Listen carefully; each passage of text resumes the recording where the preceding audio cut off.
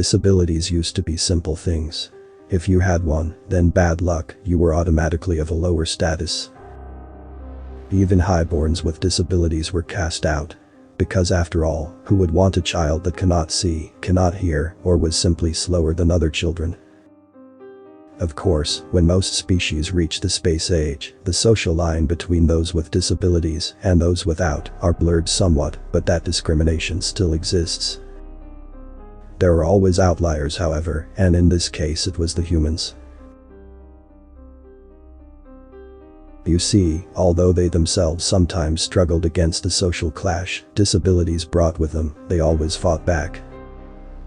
It's even against their law to discriminate against those with disabilities, and often people in society will go out of their way to help those with disabilities, simply out of goodwill. Be it being blind in an unknown place, to simply being unable to do simple tasks, there will always be some person willing to help. Because of this, they also developed ways to deal with some disabilities quite early on in their timeline. Deaf people are taught sign language. Blind people are taught braille and how to navigate areas using a combination of a canine and a simple stick. And slow learning people are brought up in special schools designed to put these individuals in a safe environment where they can learn at their own pace. In truth, the entire galaxy could have learned a thing or two from the humans. And this was before they became a fully fledged space-age species. Now, those we discarded as being useless and below us flocked to the species that had ways to deal with almost any disability imaginable. You name it, and their infrastructure already had ways to help those with special conditions. We all thought them weak and left them alone. An entire race so entrenched in their ideals that they were unwilling to see the bigger picture and thus was not worth our time. Instead, it was they who saw the bigger picture and we who held on to our ideals. Apparently, the hundreds of different species seeking refuge among the humans was enough to cause a jump start to a technological boom they had been teetering on the edge of for decades. The assortment of different technology the refugees brought with them only helped to serve this boom.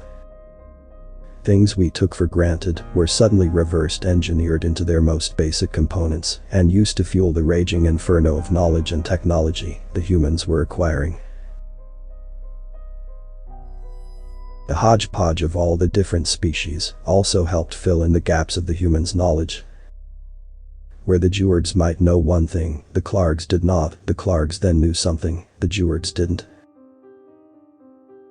Technology only seen in one or two species was now being seen in human technology.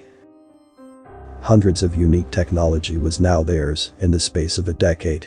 Even still, they advanced their ways to help those in need. Bionic eyes, arms, legs and even internal organs were not uncommon. Those that once could not see could now see better than those with natural eyes. Those born without legs or other appendages could now beat any natural born. It was amazing really, and scary beyond words to the rest of the galaxy. Where normally a Cool could not even see a Jeward without wanting to rip out its spine. Here in this petri dish of species, it wasn't uncommon to know a Cool Jeward couple. Any and every species that once fought against each other for their independence was now situated under one metaphorical roof, and synergies that were once unknown flourished. The large Cool with their impeccable natural eyesight that could see into a wide range of the electromagnetic spectrum had trouble hearing anything further than a couple meters away. The Clargs were quite the opposite. Evolving on an almost pitch-black planet meant that their eyesight was poor.